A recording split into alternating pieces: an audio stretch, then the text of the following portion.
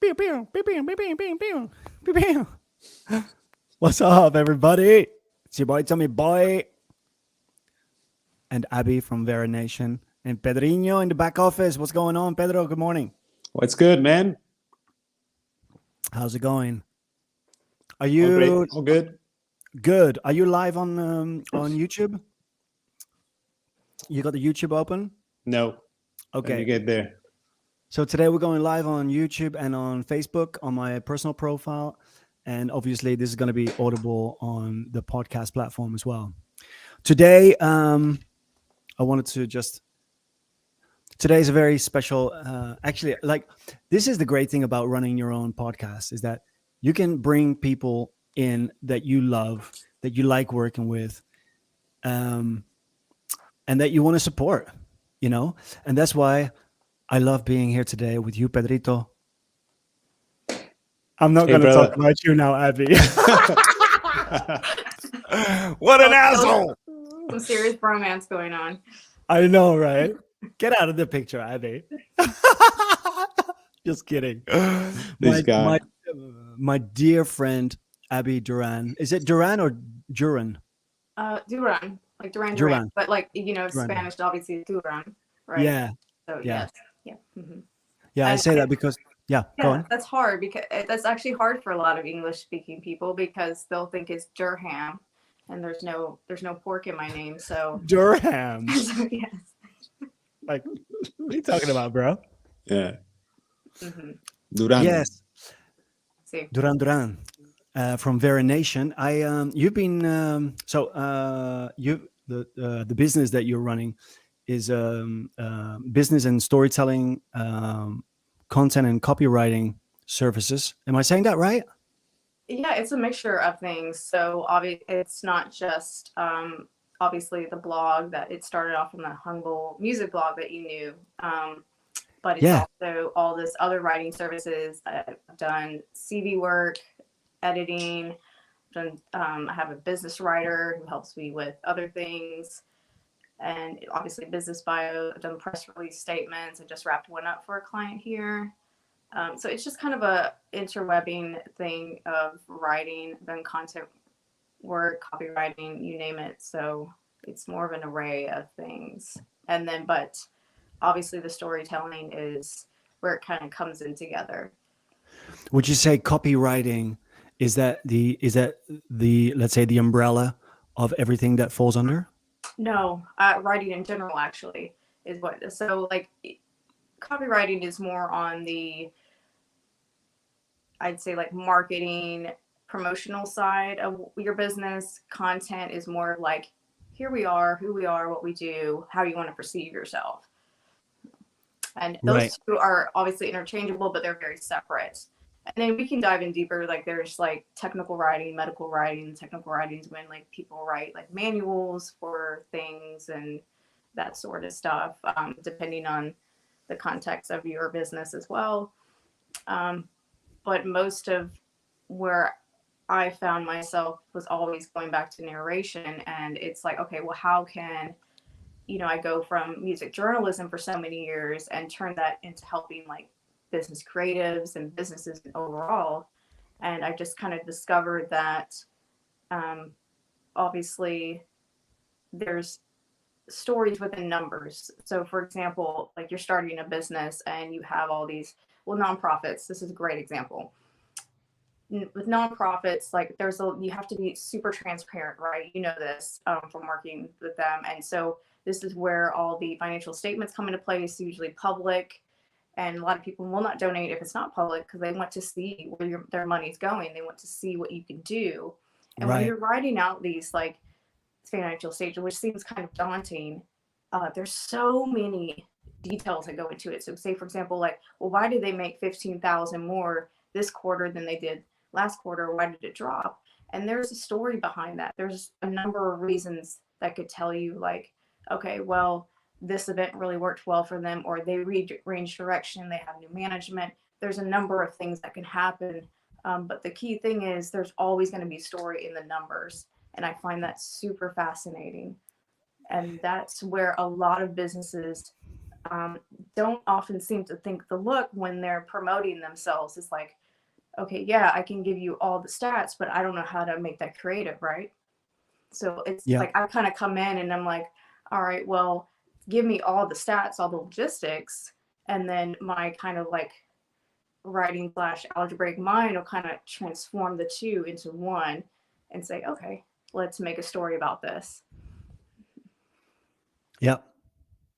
You were just talking about narration. I want to touch base on that for a second, because I don't know if my listeners know, or our listeners know, what the definition is of narration, even though it's a word that we know, but like, what, you know what I mean? That's a great question.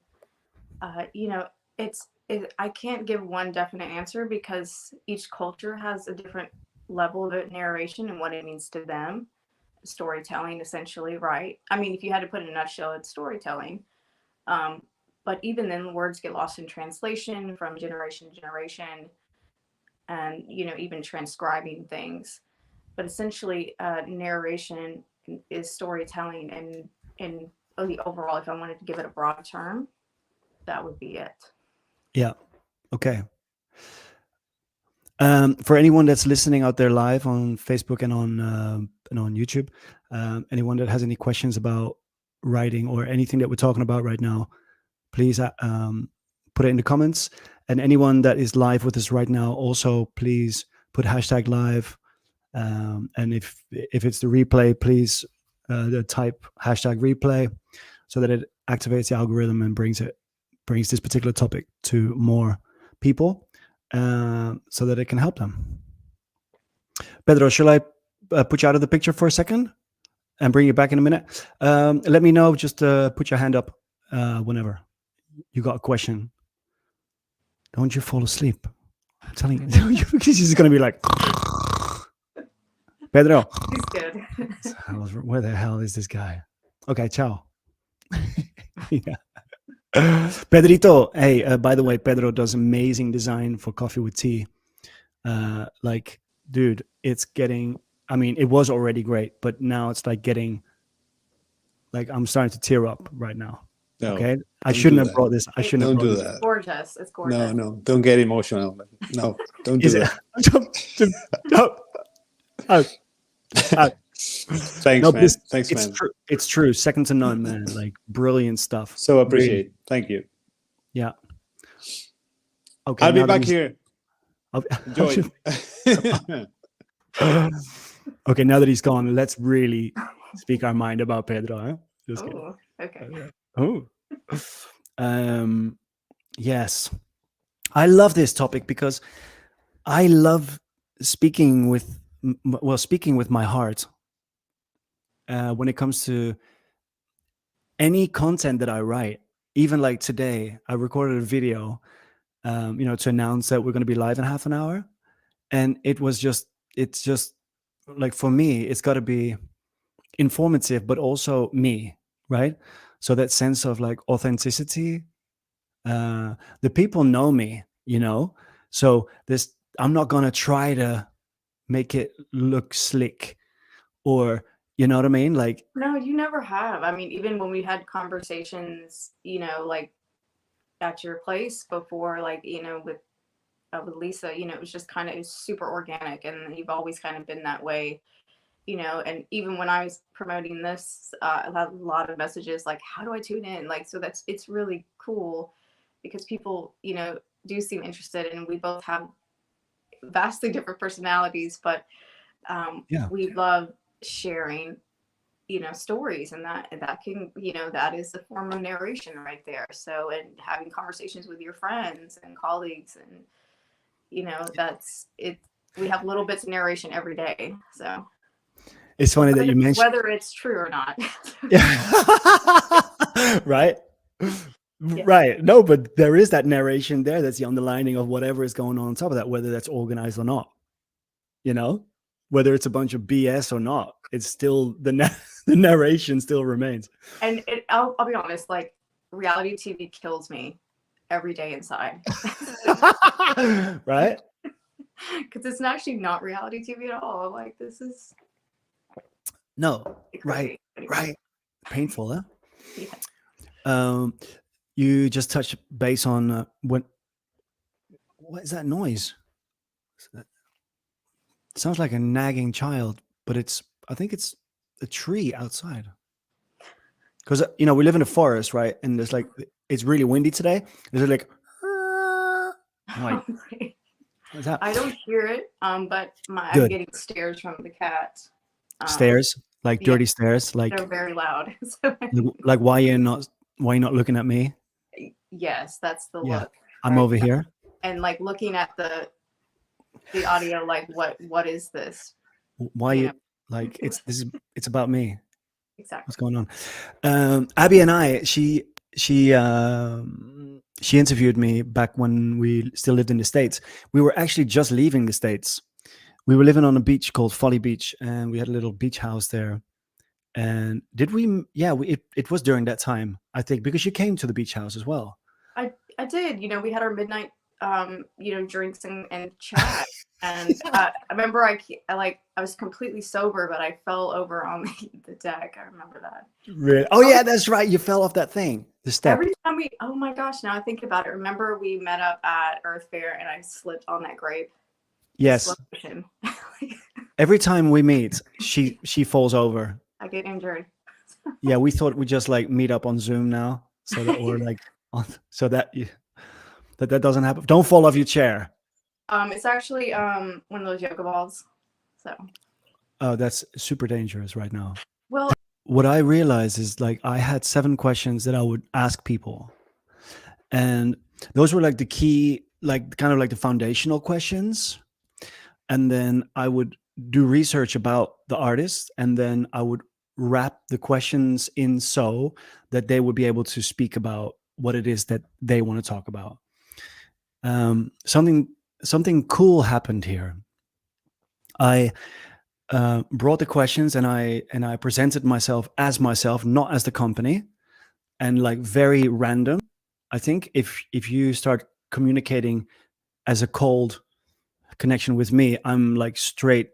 I'm even more myself then, so that the other party knows that they can be completely themselves with me, which is actually very much tied into copywriting, writing, and the power that is behind that true essence of being yourself while you're writing, and just like in a non-judgmental way to them or to you, just like being yourself.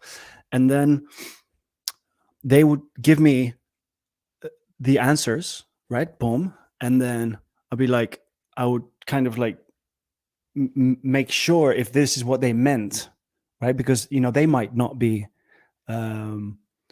familiar or experienced with this kind of thing, even though they might be big artists. They might be nervous or something like that. And then I'm like, okay, cool. So then I would get all the questions or all the answers back, and then I would run the entire article by them, which is very unusual, right? It like, are you happy with what I've created here, right? So what was your experience with that? Because I don't have an experience with that. So my experience with that is that the relationship between the one who's asking the questions and the one that answers the questions becomes incredibly profound, because now you're just having like a usual conversation privately, right? Well, I meant not the relationship. I meant the part where obviously the relationship, yes, very, very intimate. But the part where you just give them the whole article before you even make any revisions. Well, actually, really interesting, because when they read the conversation as it is as a reader, right, not just as like answering random questions, questions came back for me because they knew that I was an artist as well.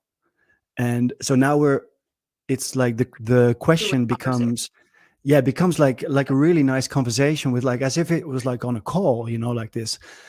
So that was a really interesting development. And not only that, but with those artists I'm now really good friends with, Yeah.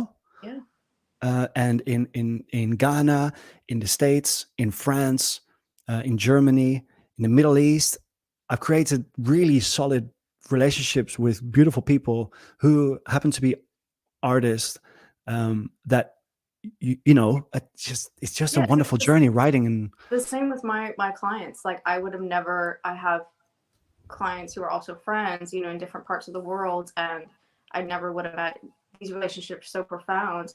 So even like the smaller successes are really important to me.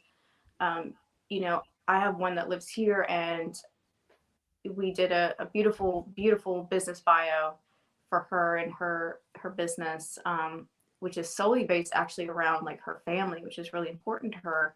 So when her son had a birthday, I made sure to come over with gifts and, you know, just make it really personal for her because, you know, as a single mom, it's really hard and you're trying to run a business and do other things. And, you know, it even making sure I do follow up emails with my clients overseas and even just like, hey, you know, like postcards. That was the big thing for me, was making sure people got the handwritten postcards. I wrote about 200 of those. And so, really, yes, it's in the um, kitchen. It's on my wall. it's okay. I for New Year's I printed out a bunch of Bear Nation postcards and I sent them out to my friends and clients and supporters.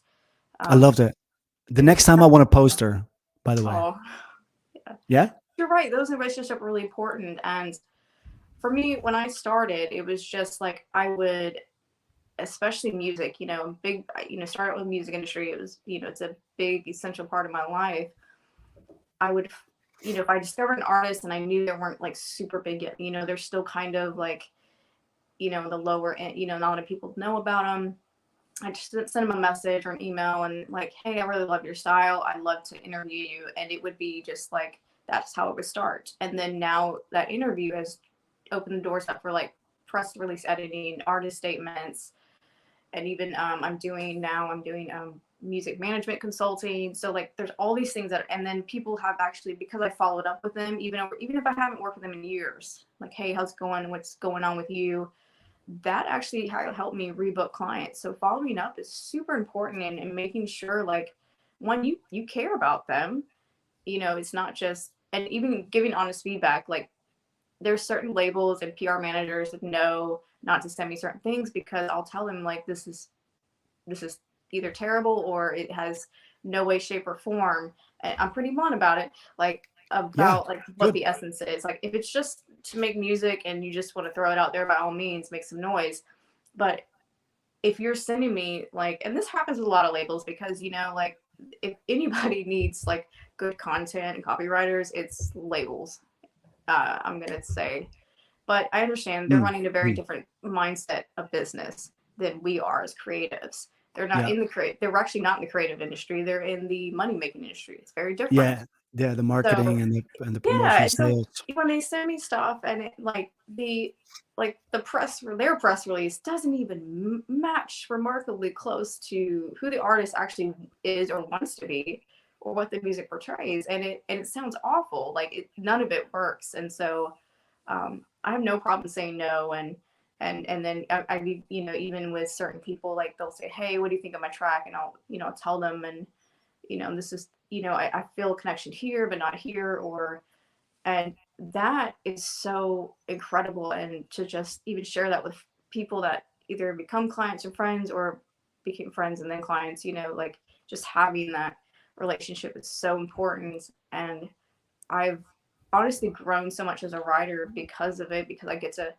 see how their brain works. And working with people internationally where English is not their first language has been even better, because you know they want to tap into this industry, and I get to see how, like, what their lifestyle's like.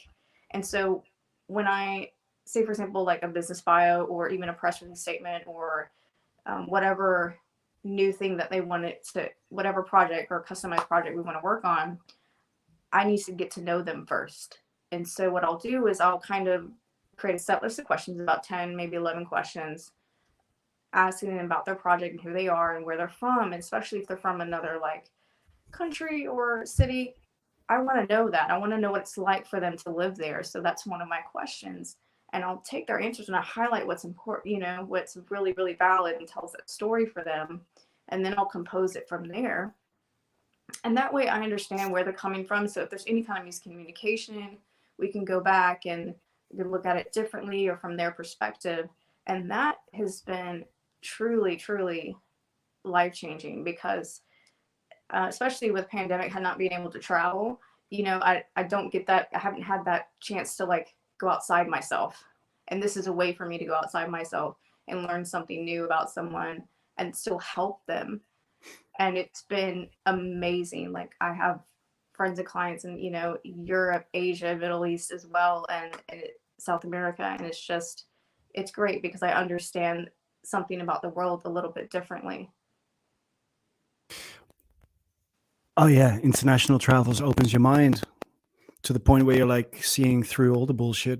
This is one of the it's one of the beauties about traveling, isn't it? And being a foreigner.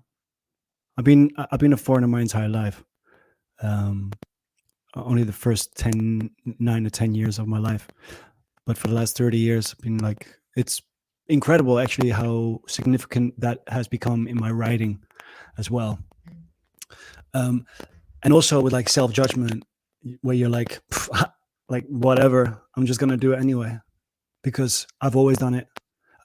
There's been a period in my life where you're like, yeah, I was very self-conscious about how I presented myself in front of people, but I've also always been myself.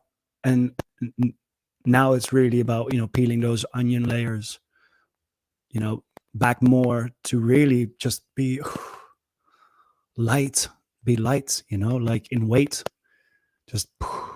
It does. It's so, even now, like recently I've been, I took a break from journaling, and not because I didn't want to, it just kind of happened that way. And recently I've been able to kind of get back in that creative zone. And when I'm writing, it's amazing. Like I'm actually a terrible speller. I will admit this. Spelling is not my forte. So dictionary and thesaurus are my best friends. So when I do my journal, it's terrible spelling. Like it's on purpose because to me it's organic. And then, but I know what I said, and it's nobody else's business. But it makes it organic. It makes you, and I'm still me at the end of the day. And it's honestly just kind of helped me help other people because it's a form of therapy, right? Yep, absolutely, it is. Mm-hmm. It is. And that's one of the biggest powerful things about writing. It lets you, let out all these different emotions, and there's so many emotions tied in it. We like to go with the most obvious, right? Sad, angry, happy. But there's so many of these umbrella emotions that we forget about that are equally important.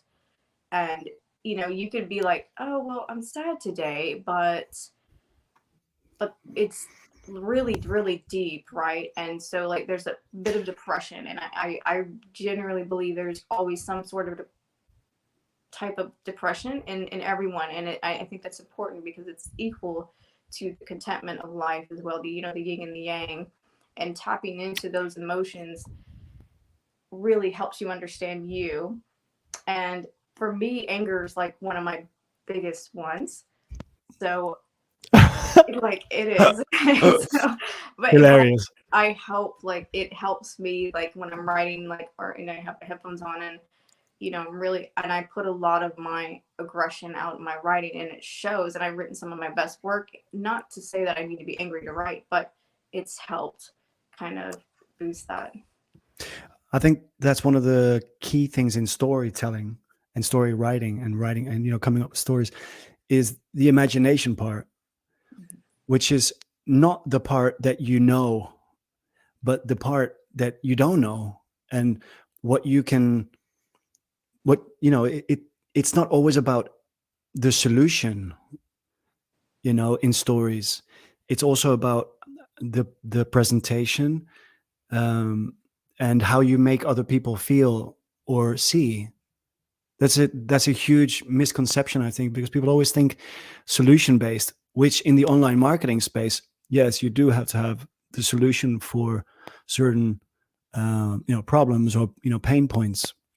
That brings me to the next question, or a question. You obviously see a lot of, I'm swimming in a field of online marketers now, especially in the high ticket affiliate marketing realm. you you obviously see a lot of online stuff, you know, fluff, gold, not so good stuff. Um, what is something that you can maybe give advice on when it comes to like writing copy on social? Is there a specific platform that you would like to focus on for that? That's a good question. And that kind of just stems to the conversation that we just dipped off of. And I was thinking while you were saying that, because you grew up, schooling in Europe, and I grew up mostly schooling here in the United States. So Well, schooling. Let's take my schooling with a pinch of salt, shall okay, we? all But right. yeah, Well, go on. you are much more, you're the more global scholar than myself. Okay, That from sounds a young great. age. Okay, That sounds great.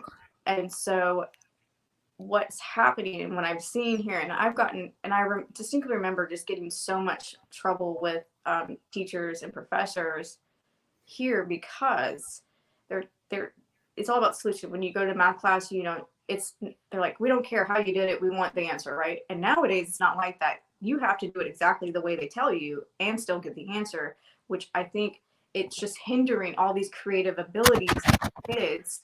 Myself was included in that. Like I'm super dyslexic, so algebra and Japanese are really easy for me. And so what's happening is, and when I was writing, it was like, that was my form of therapy, especially through my teenage years, all these things going on in your puberty life. And so when you condemn someone, or you say you can't do this, or give me that, or what are you doing, this is wrong, when you're showing that kind of, whether they're supposed to be focusing on your subject or not, if like I have people take notes and doodle or whatever it is, okay, if you have to doodle that, think it helps you think. It's not necessarily saying they're not paying attention, but they have their own way. And the only one who really recognized this right off the bat was like, I never expected this. Like, and it worked out really well. So I was like, yes. But also, like, it gave me confidence because I was like, I don't know anything about this industry. And so now, I'm learning from that experience, and I can use that template, and then I can just go on. And at first I was using one template for everything, but now it's like you really have to be super open, and you have to know your client really well. And if you don't know your client individually, I don't think you're going to know their business either. Right, right. And that's the exciting part, really. Even Yeah. though that's kind of like what consumes the time, you know, like digging deep and asking questions and getting to know each other, and so that you know from what angle they're coming, right? Mm-hmm. Because Yeah. otherwise, you just like just do some here you go and whatever. Yeah. And that I went to there was a period in my life where I wasn't making any income at all, and I was kind of in between this phase. And so what I did was, someone mentioned to me about Business Network International, BNI chapters. They're all over the world. You meet up in different parts of your city with different people, like once a week, maybe have lunch, and then you sit down and they're lawyers and financial advisors and bakers and business, all different types of business owners, and they all get together and they get to know each other, and they do referrals, and that's their biggest niche, is referring people. Like, oh, you need a painter, I know somebody. And Yeah, yeah. so but it's really cool because I was like, I don't know, I don't feel like writing's in that space. But what happened was, now this is when I was just like, where music and storytelling collide. Okay, that was the early phase of Bear Nation. And so what I did was I treated myself to a little spa day, and I got dressed up, and I had a little slacks on and a nice dress shirt. And I went to this business meeting now, and I did pick Mount Pleasant. And if you're not from South Charleston, South Carolina, Mount Pleasant is where a lot of some of the business decisions are made in Charleston. Not the city of Charleston, but Mount Pleasant, which is right over. Up their own ass. Sorry, what? What? What did you say? What? Up there? What? Go on. But there's some good people there. But No, Mount just kidding. Yeah, absolutely. Mount I never. Pleasant Yeah. is Go where on. the businesses really truly take off, Yeah. and no matter where they're located in Charleston. Sure. What I did is I specifically picked the one where it had, like, I mean, some of the top people in their field. So I'm showing up, and I'm throwing myself out there. And if you know me, I'm kind of quiet, and I like to reserve the room first. But I didn't have a chance to do that, so I had to go in there and shake hands with all kinds of people. And Yeah. what it did for me was wonders. Well, one, I got to get my car insurance down, and two, and two, I in that moment I'm like taking notes and because you have to like do improv like introductions, and so like I'm waiting for my turn and I'm like panicking, and then something just switched because we're in this business set, and I said, oh, I am no longer just music director. This is business and storytelling. And then I was like, and then when I was explaining my introduction, I was like, there's always a story in the numbers, right? And they really liked that. And so like that kind of gave me the confidence, one, for public speaking, and two, to kind of really broaden myself to where I am now and help not just creatives but businesses too. Yeah. There's quite a big development there and shift as well, isn't it? Yes. And like really letting that grow and that shift take its own place. Something that I want to. Oh, first of all, before I do that, I want to welcome everybody. What's up, Mel? Nice to see you again. What's up, Astrid? Hi. Brenda Leo, what's up? Clay Stuckey. Do you know Clay? Clay. Oh my gosh. Hi, Clay. Clay, Wow. you saved my life so many times. Wow. Like back. Clay Stuckey, man, it's really nice seeing you. Are you still there, Clay? What's going on, man? How are you? Long time. What a nice guy. Damn, Clay, you're such a nice guy. It's true. It's true. Amazing musician, and he allowed us to record a song for the Philippines, the foundation of Song I for the remember Philippines. that fundraiser. Yes. Yeah. I brought you to the table. That's right. You were there too. You were part of that. Yeah. Massive studio session in well, actually there were 10 different studios eventually involved in that. But Clay not only facilitated us with that, but also, which is actually a great story, and I'll keep it short. A musician, drummer, bass player, also a studio owner, beautiful property. I think his family runs another business as well, a big business, but always had time for me. He always had time for me. Like, whenever I was in a pickle because he was doing PA gear stuff as well. What's up, Clay? Stuckey Productions, I think. Stuckey. Yeah. Whenever I was in trouble, like I need a light or I need a stand or I need something, I'm like, yo, Clay, man, you got my back or something, And he's like, yeah, man, no worries, man. Just open the garage there, and the keys there. And it's like, I'm like, just like walking, like, Beautiful. you know what I mean? Like it just grew so fast. It's such a great heart. Thank you, Clay. There you go. The power of, I could have written that down. There's a story right there. Actually, I might do that. What's the other thing? Oh yeah. What was it? Oh yeah. The something to practice, things to practice maybe. Because whenever I see my people in the field, yeah. No, like the people in my realm at the moment, which is the musicians, of course, the artists, but also the ones that want to earn fuckloads of money, right? So I'm like swimming in these like very different, actually two very different worlds when it comes to the finance, right? The mindset. Yeah. And so whenever you see an online marketer, especially in the organic world, which means that you're not paying, that you're using social media basically for your business, you can really tell which one has just started, the one who already has some experience, and the one who just like, doesn't give a shit anymore, or he's like really on it. Yeah, and I love reading, but I'm more of a nonfiction reader. Don't get me wrong, I love a good novel. But I always have so I have this thing. I have like a biography I'm reading, a financial read, and then maybe something fun, maybe if I have time. And I found that with money or anything financial, like the story is astronomical. Like it because it comes from nothing, right? And it just like blows you. It still blows my mind to this day. And I think it's really, it's good you bring that up, because as creatives or people who are like, I'm not really about the money, I just want to make my craft, right? But the Mhm. thing is, like, you have to be a little selfish in the sense, like, when you need to understand this huge fundamental asset, which could make you more assets. And Yeah. that's something that we were not taught in school, right? Mm. And everybody's starting to figure that out now. And it really kind of, for me, it stirred up some anger issues. But then when you get to the root of it, money can solve a lot of your problems, yes. But if you don't understand how it works, or how it can benefit you, or how your lifestyle in general, whether how you eat, how you get up, how you sleep, that all affects how you make money too. Absolutely. And and people forget that. And yeah, we're in a money making capitalism way, if you will. And not to get too off topic, but one Oh, of my we're other we're like way off, but I love it. yes, Go.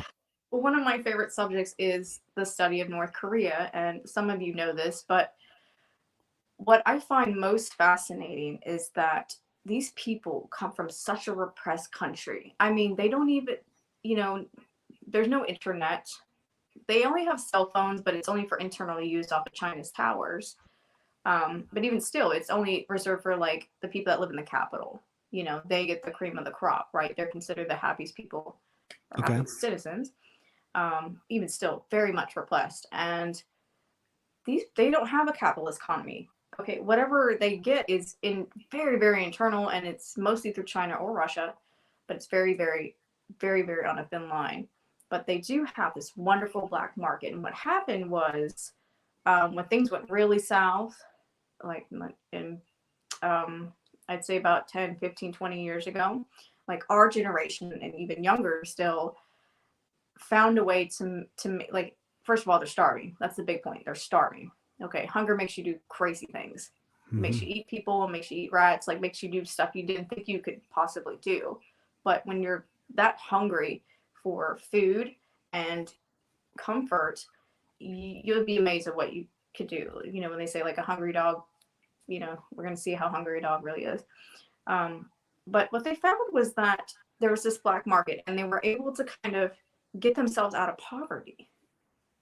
I mean, these are people that don't understand money.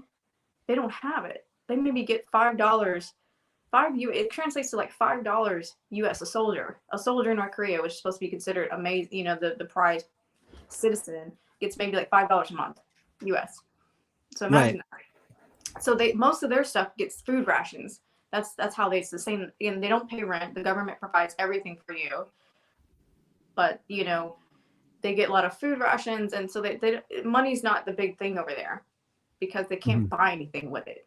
You know, Yeah. so lots of bartering stuff. So what our generation and younger done, and some of the older too, is that this black market has introduced them to capitalism. They don't even know it. They have no idea this is capitalism, and they're so like anti-American imperialism. But it goes to show, yeah, there's some problems in corporations. I understand that. I was like that once, but capitalism works. It helps these people get out of there, and then a lot of these people have been able to save up to defect, and that's how they got here. Right. I And mean, it's yeah, about a balancing. It is about a balancing act, of course. yeah. I mean, I live in Finland, and the financial, the balance here is very healthy. I think, Mhm. things are very, very well supported. Thanks for that insight. Um, Hi, Nora. What's going on? I've got a question for you. Okay. Um, what do you recommend someone to do that wants to start writing? Is there like a specific thing that you would say, you know, this is actually something that is useful? Oh, absolutely. I could say be yourself, but the thing with writing is you're really not yourself. You're like a different version of yourself. You have to be, I want you to, if you're going to pursue writing, whether it's journal, I would start with journaling, number one. Because Journaling. when you journal, what happens is there's a very different side of yourself, and it usually makes you feel uncomfortable because you don't share that with other people. and I like to use the term werewolf when I write, because that's what Werewolf. it feels like night and day for me. And I'll Mm. go back and read it, and I'm like, oh, what a drastic change. If you are truly not comfortable with yourself in those vulnerable moments, you are not going to have the confidence to go and present yourself as you are on the outside of writing. And that may not make sense to some people, but believe me, the more intuitive you are with yourself, the easier it's going to be in the future. And the same with writing. Like I write down all kinds of stuff, and like if you read it, you probably think this girl is crazy. You know, I like already knew that, but yeah. you know, but I'm like, who thinks of these things? Like, do other people think about punching people in the face? Like, I don't know. But, you know, but it helps you understand yourself more. And doing away with, now I have a very different, if you, let's say, for example, someone wants to go into journalism, by all means, go to college, get some experience, get an internship, all for it. Yeah. I, on the other hand, have very different experience. I did not go to get a degree in any kind of, in English, journalism, any of that. And the reason being is, yes, it's something I enjoy, but it is a passion project, but I have a very hard time having the constructive criticism, especially 10 years ago, when people tell me I couldn't write. And I had people tell me I couldn't write, and I'm like, you don't know me. You're not going to tell me I can't write. I know I can write. So if you're not ready for constructive criticism, don't do it. Just wait until you are, or force yourself to get into that mindset. What happened with me is I just took side gigs writing for other publications, and I got better each time. And I remember this conversation with a former music professor / friend. Oh gosh, Wilton Elder is his name. You probably know him. I do. And yeah, he taught at Trident. He taught music something. He taught a music class, music appreciation class. What he taught, and I took it, and obviously, you know me, sorry student. But one of the things he said was, my gigs are always an interview for the next gig, and I feel the same way about writing. So no matter how crappy it is, like I look at old stuff and I'm like, this is garbage. Okay, I would not pay someone to read it, but it helps me either make another opportunity or just get better each and every time. And that's what's happening now. Now I look at stuff now that I wrote for like 9 to 5 magazine, or even now with my own website, and I'm just like, oh my God, I wrote that. Like, it's amazing, you know. But you really have to, and there are times where, you know, taking that criticism is essential, and there's times where, you know, there might, you know, I've had my own problems with it with certain people, but I'm past that now. And so in order to work with someone, you know, you have to be really confident. But I think the foundation would be to just keep at it, but also find someone. If you're going to do an internship, make sure you're able to talk to. Like, I've been in positions where like the editor just completely erased everything and made it sound like I was not myself. And then the person I was writing about found it really offensive when the article came out. And I'm like, well, this actually wasn't me. It was my editor that changed it. And so like, that's the other thing too. So that was a big reason why I didn't pursue the degree, but I had other ambitions at the time. And sure, you know, arts management was that thing. And I'm glad I did, because I got to take financial management courses in nonprofits. And I think that helped me way better than sitting there writing paper after paper after paper, which I don't think is wrong. But if you want a degree in English or journalism, by all means, go for it. But you really have to be comfortable with yourself and be a little bit vulnerable, take in some kind of criticism, and then just kind of, and then, you know, form it into something else. I mean, there's always going to be someone that's going to tell you can't do something, and he who says he can, he who says can't, are both equally right. Yeah, that makes sense. You just mentioned Wilton Elder. What's up, Wilton, if you ever see this? I used to play music with him almost every week. And he's a man. He was a man. Yeah, he was in, was it Deluxe? Super Deluxe, I think so. Super Deluxe, yeah. Yeah. Oh, Lisa says, hey, Abby. Hi, Lisa. Hey, Abby, love. Oh, Hi, Hi, Lisa. I love her to death. Me too. You're only the husband. You don't know. Yeah. That picture is actually taken on the beach, on Folly It's the Beach. Folly Beach. That's right. Folly Beach. Oh, what a mess. Something that people that are starting to write, I recommend do is starting with 1,000 words. You know, as in like a journaling thing. The reason why I say 1,000 is because it's got to be fairly extensive for you to get into that flow, and 1,000 isn't even that much. Mhm. Me personally, I recommend doing it with pen and paper so that it's really like true hands on the paper with the thing. I'm the same way. I'm very old school when it comes to Yeah. writing.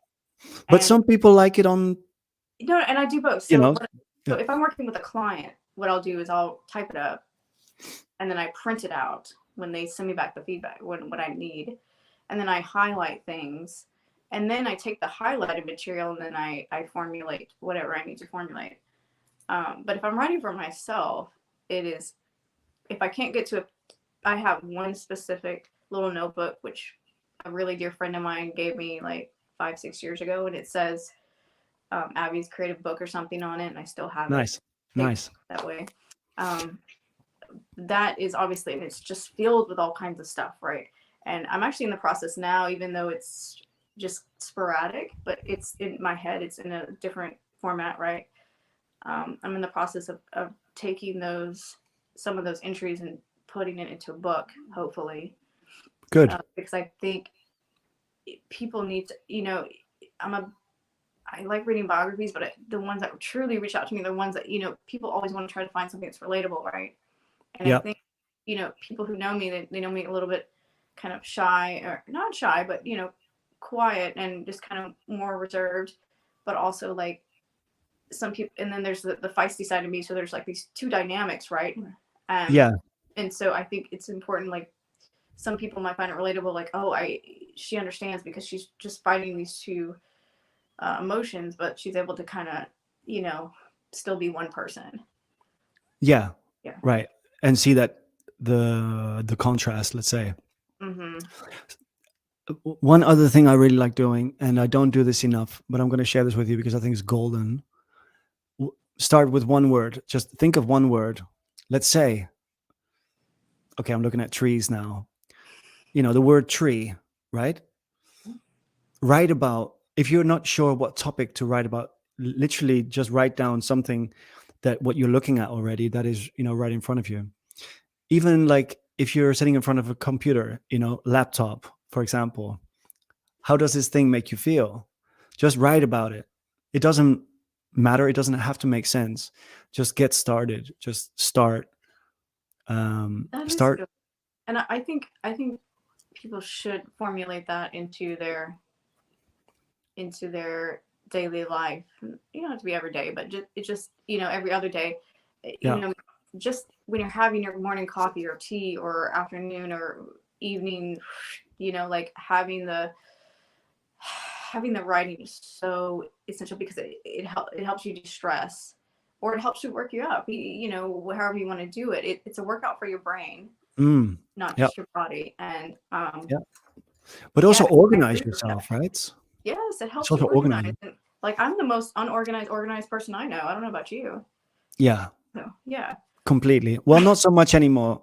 Now I'm pretty strict with myself compared to in the past, and I'm still growing. But guys, we've got a few minutes left. Any questions coming out of YouTube or Facebook? I can't really see the feed very well on my phone. I can see who's there, but I can't see the comments except for the one with Lisa that just popped up. Pedrinho, how are you doing, brother? Hey guys, I've Hey. been blown away by your conversation. It's amazing the things I've learned and so many connections I've made with music, artists, and stuff like that. The only thing that Abby, you really triggered me was this thing about, and I really thought about that, would be how do you connect reading with writing? I like that question a lot. right? Even for someone who has trouble reading or writing, either spectrum, I find it most useful when you read. Just forget about everything you know. Read it from their perspective, especially with. Cause I read a lot of nonfiction, so I have to just let that creative mind just be like, shut up, turn off, because I'm trying to obtain new information or learn something, right? It's very different when you're just reading a novel or a fantasy or something like that. Um, but if you really truly want to digest the information, forget about it, what you know about it first, read it, and then eventually something's going to register for you or connect with you. And I mean, I was reading a book about real estate and how this guy, like, I don't know anything about real estate, but how he went from like not selling anything to selling, the top New York City stuff. But it's a sales book, but which is something I tried to work on as well. But I don't know anything about real estate. But what was fascinating was like how he went from homelessness to this, and that's something relatable for some people. So I think just whatever you think you know about something, forget about it, read it, digest it as much as you can, and then eventually something relatable is going to come out of it. But you have to keep an open mind. Amazing, amazing. Yeah. That's something that came to my mind because I'm getting so fired up every time I'm reading someone, especially someone that inspires you, and Although it could go the opposite way, like you think you're like, oh, I can't wait to read this guy's story, right, or a girl's story, and then it turned out to be totally like, this is not how I perceive them, because we have this pedestal of people, right, that we put them on. So yeah. There was once, can't remember his name, but he was saying something. You can even start copying stuff if you don't know what to do. You're in scratch, no, Okay. zero, none. So you might take things from different writers, authors, artists, and just copy them, and then try to process that, through your brain, through your filter, and see what you can come up with. You bring up a good point. I try not to do that, but but at the same time, but that's how you learn, like reading like other magazines and stuff. And I'm constantly, if I'm at an office of some sort and I'm picking up and I'm reading something and I see how they write, and then I can either be like, oh, I'm past this stage, or oh, I like how they did that, let me incorporate it. And so I had to stop being judgmental about things, and that's really helped me grow as a person and a writer, because when you just forget that these are humans, number one, and number two, we are prone to error, as natural as it is. And so when I'm writing, I try to remember that too. As much as I want to be like always on point, I'm not going to always be. I'm always going to have that percent that's off. And but reading other people's works, especially in the writing field, and like magazines or whatever it is that interest you, are really important, because you get to see. And I can always tell the ones that didn't write their own biography. I'm like, someone else wrote this, because this is not you. Like, I can see it. Like, because I know the pattern. Right. And and it either makes or breaks the story. But just again, it goes back to just whatever you think just throw it out the window. Amazing. I've got a question. Okay. From Brenda. Brenda, like, there's not one coffee with tea where Brenda is not present. Number one, yeah. Butting in with some random questions. Just kidding, Brenda. She's my cousin. I love Brenda. She's so cool. She's so badass. She says in Dutch, then she sent it to me privately. Why did you do that privately? Hoe maak je je hoofd leeg en vergeet je al je kennis? How do you empty your head and forget about all your knowledge? How do you empty your head and forget about all your knowledge? That for me, it's journaling.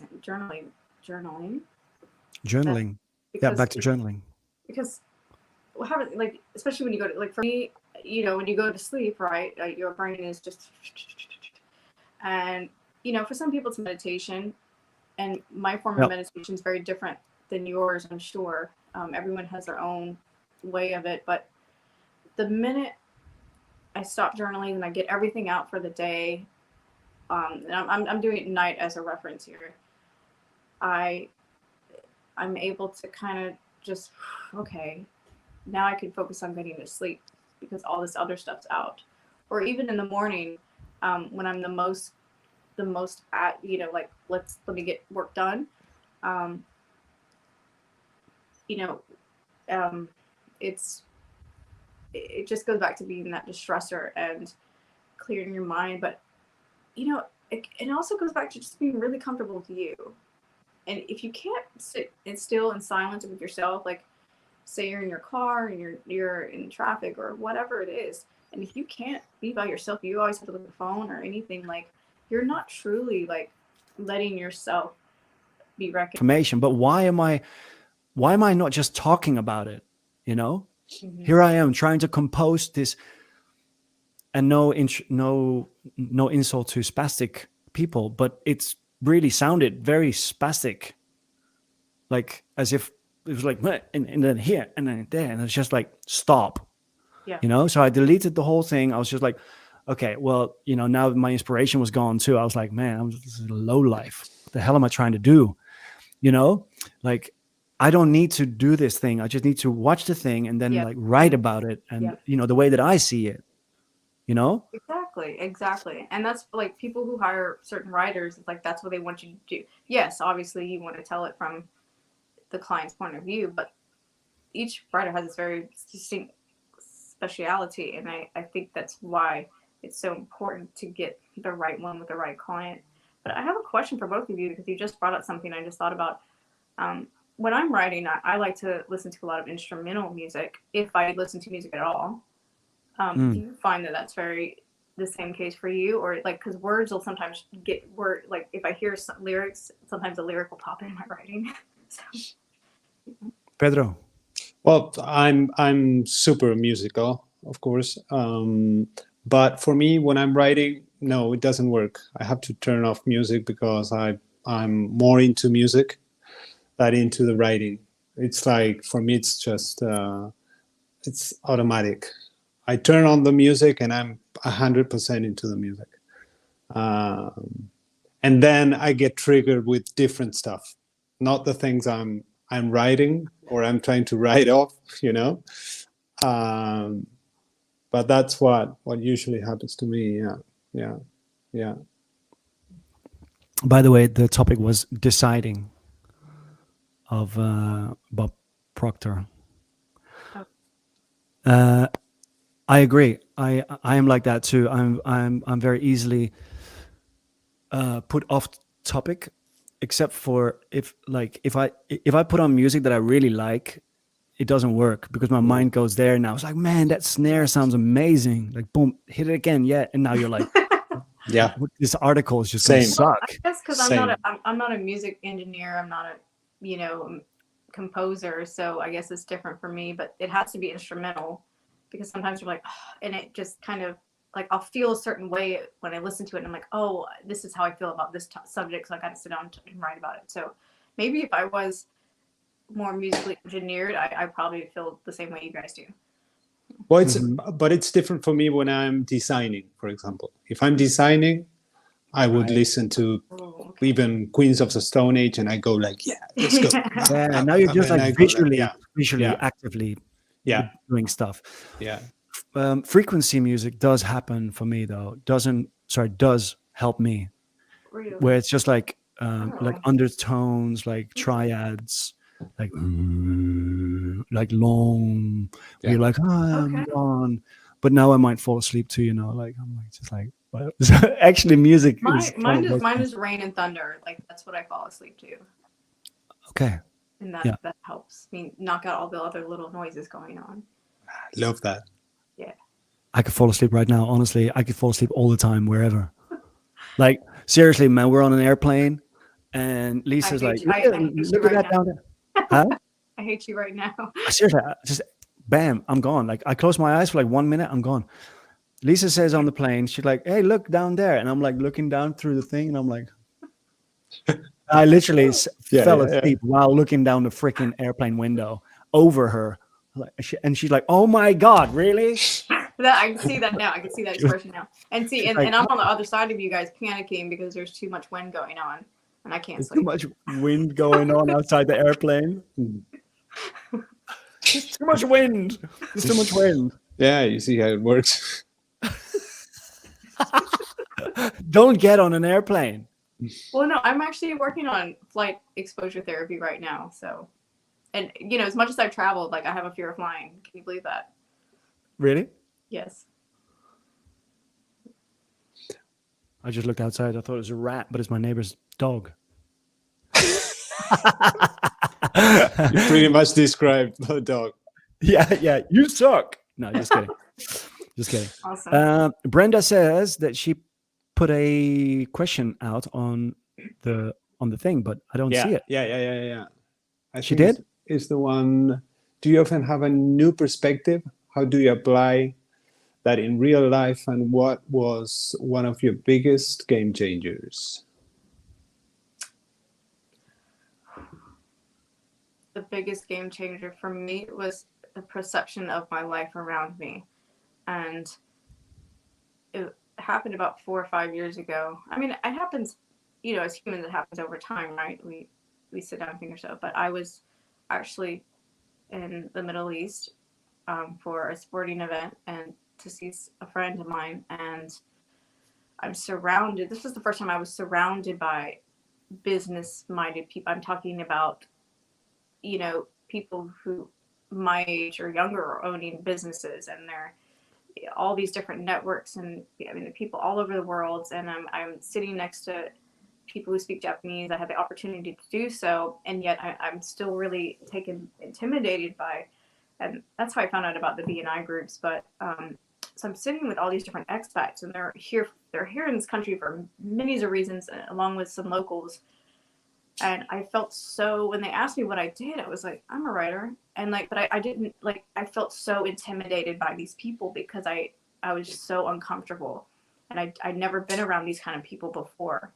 And that was a very monumental trip for me because I realized what kind of environment I was living back at home here, and realized things have to change now. Like my mindset had to change, everything about finances, environment, the way I was eating and sleeping, my health, like everything was in that moment. But it takes a really special person and a really, really good friend. I'll say what my friend said, and he was just like, there's nothing wrong with you.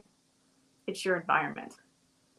And it takes a really, really bold person to say that in your life. So when I did come back, I had this new profound way of wanting to do research, and I was like, I need to take this writing seriously, and I need to do it now. And then I realized now, and when I mentioned this podcast to my friend, he was like, I told you so, I told you so, I told you so, you were underselling yourself. And he was right. Again, it takes a very special person to do that, and I see the beauty in it now, and I'm very thankful for that opportunity. For me, that was the biggest life changer. So when I got back, I was like paying off debt. I was just reimagining myself. I was still, but a lot to work on, obviously, yes. And now now when there's like a challenge or an opportunity, I'm not like stressed about it. It's like, okay, let me see if this is going to work in my favor, and trust me, if you would have met me 5 years ago, I was very stressed out. So this is really great. And, but that's the beauty of like even traveling, going anywhere. Like I've gotten lost in a couple of countries, but it helps you figure yourself out, and it forces you to put yourself out there and learn something about yourself. So, but that was the biggest thing for me, and to take my writing seriously, because that's what he was promoting me as this writer. And I didn't have the best platform, it was still the blog spot, whatever, it wasn't the legitimate professional website it is today. So being able to see yourself on the other side, like I can now see my future and it looks amazing. I wasn't able to do that before.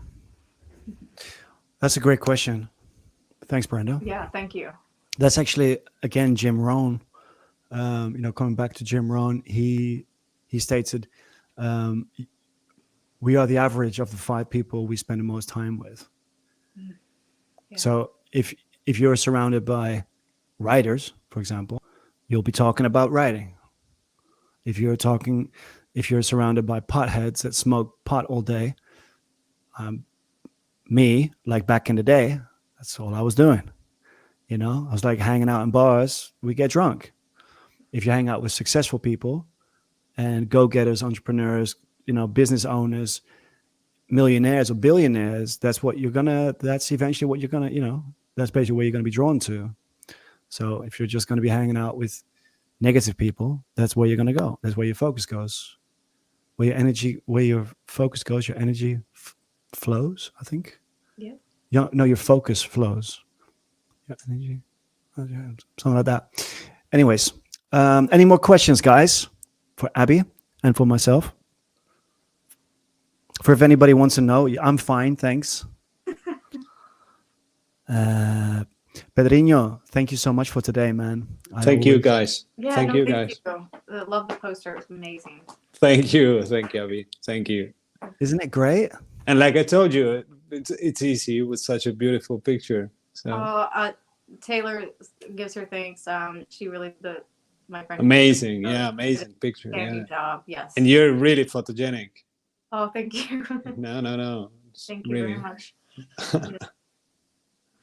Yeah. If anybody wants to use Pedrinho's skilled, artistic, impactful services, please do not hesitate to get in contact with him. Oh, wait, it's this way. All right. He's on your side, that way. There we go. Thanks, man. So appreciate. Yeah, thank you so much. Thank you.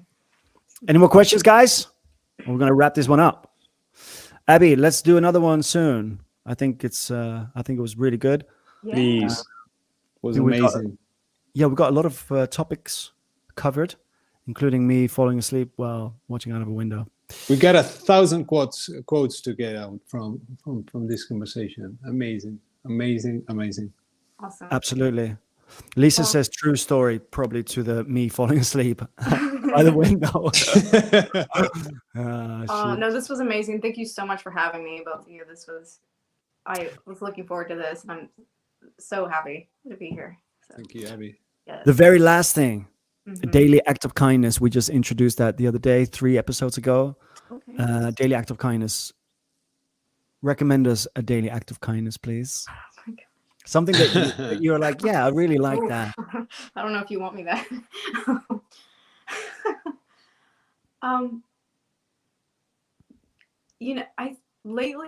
I've really kind of just smiling at people and just, even if you're like, this person's really stupid, or like they're just getting upset about something really mundane or having an adult tantrum, just taking that little inner breath and being just smiling and kind of listening to them, because it's really not about whatever they're angry about. It's not you, it's not their food, it's not whatever they're upset about. It's whatever it's got going on in their life. And I'm slowly learning that, just kind of listening to them and just trying to and then they're okay, like, because you listen to them. So I'm not saying you have to sit down and have coffee with these people, but just a good smile and say, even if you don't want to listen to people and they're just going on, you're sitting in line or whatever, just be like, okay, well, I'm sorry you're going through that or whatever. And you just go about your business.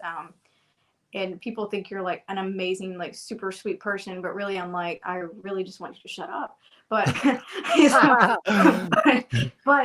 what I've discovered is that, like, I'm a lot more like personal with people, because I've just started doing that. And people like a good smile, even, I know it's creepy in some cultures, but like, just smile. You don't have to like shake hands, but I think that would be, so just smile at somebody today, and, it's contagious. So as long as it's not in a bathroom. Right. While licking your lips, like, what? What the fuck? Hey, awesome. Thank you so much. That's a great one. All right, guys, that's a wrap. Thanks everybody for being here today.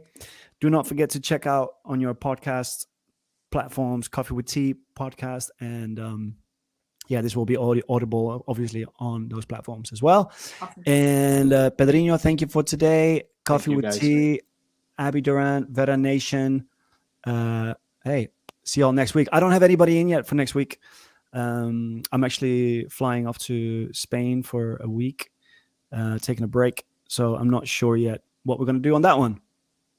We'll see. We'll figure it out. I might just go live with a picture of me laying by a pool for an hour, not saying anything. I might do that. I don't know. Okay, guys. Thank you so much. The Power of Writing with Abby Duran. Ciao, ciao. Take care. Bye. Thank you. Ciao. Stick around, Abby.